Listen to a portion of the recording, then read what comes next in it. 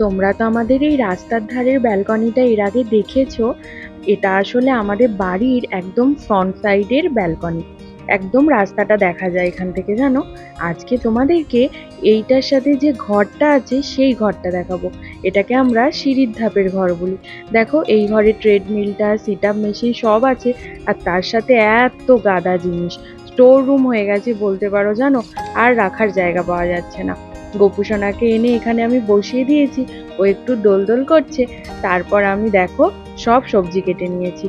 ভাবছো তো যে রোজ রোজ ঢ্যাঁড়স কেন করছি? আসলে ওটা আমাদের চাষের, আমার দাদু চাষ করেছে। রান্না করতে করতে এই যে জানলাটা খুলে দিয়েছি, কি সুন্দর বাইরের প্রকৃতিটা না। এই সময় মানে এইটা দেখতে দেখতেই রান্না করার মধ্যে একটা আলাদা এনার্জি চলে আসে। আমার তো ভীষণ ভালো লাগে। এখন ওই আলু ভাজার তেলের মধ্যে একটু মুগ ডালটা ভেজে নিচ্ছি। কি রান্না করছি তোমরা গেস করো তো।